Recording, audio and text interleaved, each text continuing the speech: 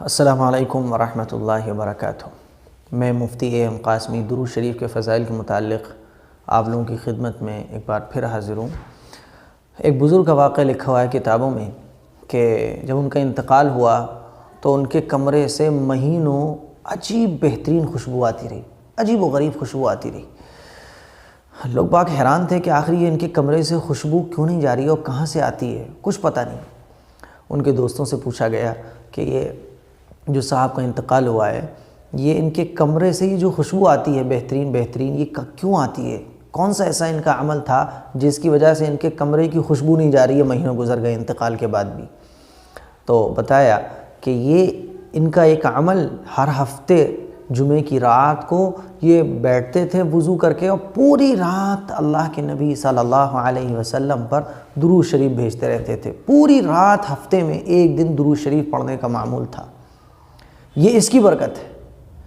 اب ذرا غور کریں کہ درود شریف پڑھنے والوں کے کمروں میں مہینوں خوشبو آتی رہی۔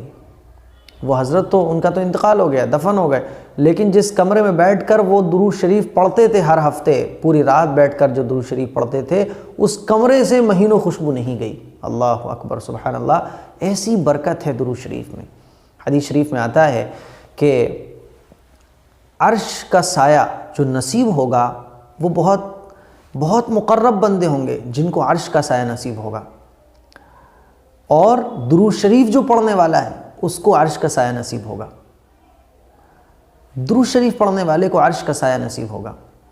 آخرت بڑی سخت مقام، بڑا سخت موقع ہوگا آخرت میں، جس دن حدیث شریف میں آتا ہے جس دن اللہ کے عرش کے سائے کے علاوہ کوئی سایہ نہیں ہوگا، اس دن درود شریف پڑھنے والے کو یہ سایہ نصیب ہوگا۔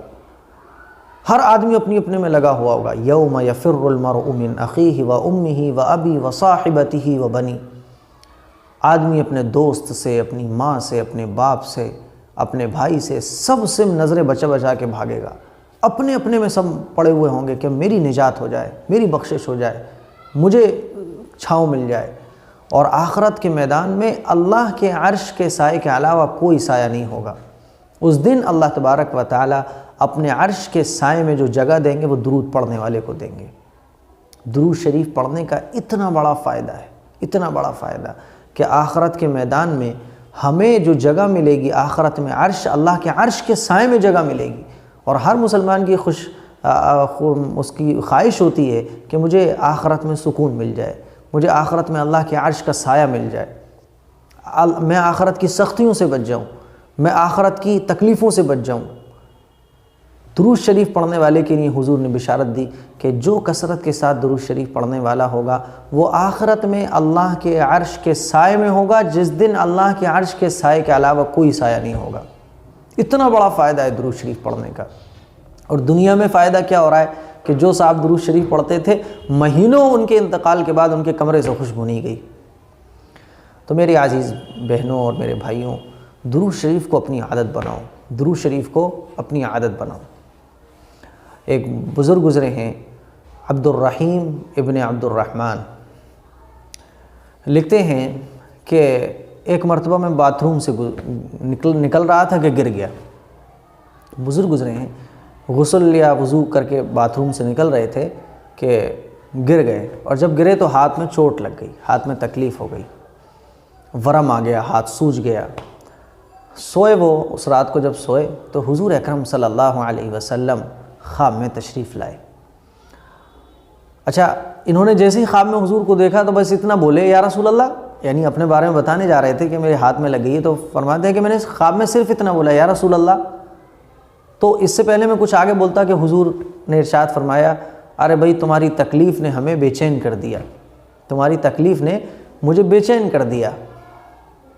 اتنے میں ان کی آنکھ کھل گئی، بس اتنا خواب دیکھا اور عبد الرحیم کی آنکھ کھل گئی۔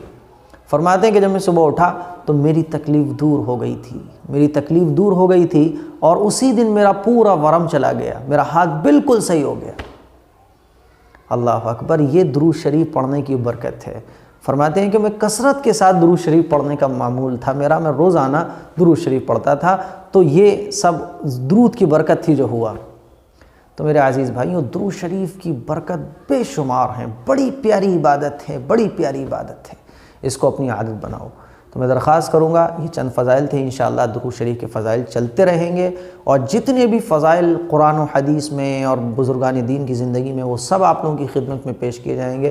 درخواست یہی ہے کہ آپ اس کو دیکھیے، عمل کیجیے، اور میرے لیے بھی دعا کیجیے، اپنے لیے بھی دعا کیجیے، ویڈیو کو شیئر ضرور کیجیے تاکہ لوگوں کو فائدہ پہنچ سکے، اور درود شریف کی برکتیں سارے مسلمانوں کو نصیب ہو جائیں۔ آخرت میں ہم سب درود پڑھنے والے اللہ کے عرش کے سائے میں جگہ پا لیں، یہ میری خواہش ہے۔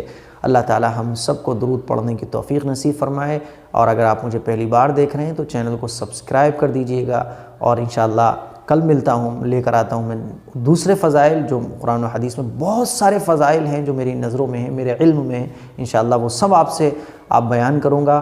مجھے اجازت دیجئے، السلام علیکم ورحمۃ اللہ وبرکاتہ۔